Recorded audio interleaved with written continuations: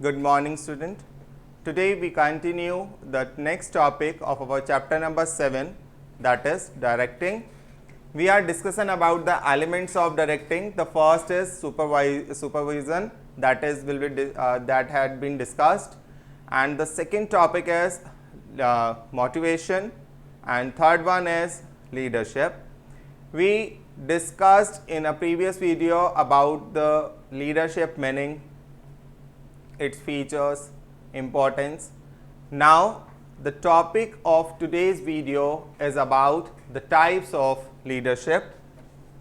Leadership styles are there, how you can lead your followers. So these styles has been categorized into the three parts. The first part, that is democratic. In a civics, in class 10th of your SST, you had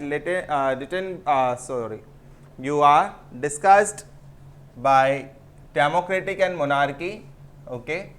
The second one is autocratic, and the third is free rein leader. Free rein leader. Another name is also is there. अभी तो पहले easy name याद करो, democratic, autocratic, free rein. These are the three styles of leadership. We will discuss in detail. Look at page 198 of your NCERT. Now the first style, that is discussed and democratic. In a civics we discussed about the two kinds of government, that is democratic and monarchy.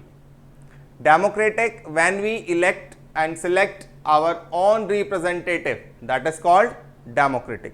जैसे India जो एक है, एक democratic government को follow करता है. The next one is monarchy, where the son of a king become a next representative of the government. So democratic leadership develops action plans and make decision in consultance with his subordinates. Because we elect our represented by own, so we have a better interpersonal relationship with them. We have better mutual understanding with the leader. This kind of leadership style is more common nowadays, as leader can also recognize that people perform best if they have set their own objectives. They also need to respect the others' opinion and support subordinates to perform their duties and accomplish organizational objectives. They exercise more control by using the forces within the group. The next style that we discussed today, that is autocratic. This is the most common nowadays, common style. Elect on representative by the way of voting,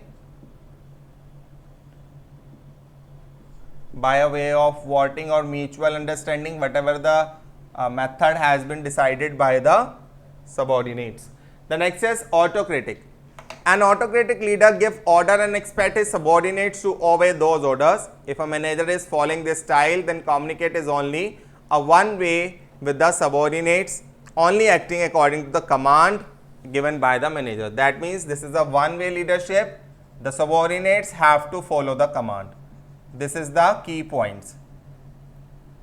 सिर्फ command जो आ रही है वही follow करना है. No views, no suggestions, no any kind of discussion is there. But in a democratic, all discussion is there, views there, mutual understanding must be there. But in this way, you have to only follow whatever the command is given by the top management.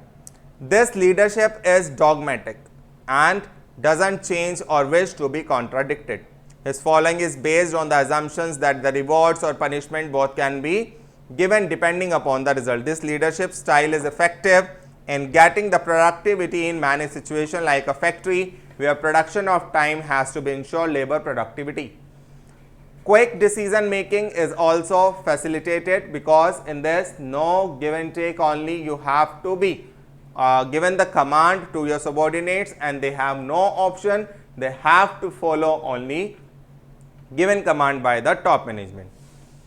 but there are variations also. They may be listen to everyone opinion, consider subordinates idea and concern, but the decision will be on their own. They can listen, you can give your suggestions, you can give your views, but whatever the decided by the top management, they only given the command. The last one is free reign, that is laissez-faire. इसका जो another name है that is laissez-faire. laissez-faire और free reign. laissez-faire के लिए क्यों बोला गया है इसको? Because such a leader doesn't believe in the use of power unless it is subordinate. free reign का मतलब क्या होता है? जो यहाँ reign का मतलब है that is लगाम से होता है कि मतलब कोई किसी तरीके की टॉप मैनेजमेंट के हाथ में कोई भी आपका जो है डिसीजन नहीं है. The follower has to take their own decision, but they have to be consider in mind the organizational objectives. The followers are given a high degree of independence to formulate their own objectives and way to achieve. The group members work on their own and they only support them and supply them the required information to complete the task assigned to them. At the same time, the subordinate assumes responsibility for the work to be performed. Depending upon the situation, a leader may choose to exercise a combination of these styles when required. A laissez-faire leader would have certain rules to be followed while doing a work. That means in laissez-faire they have to follow the rules and regulations of the organization as prescribed by them. While the doing a work, a democratic leader may have to take his own decision in an emergency situation. But in democratic, the leader can change his situation.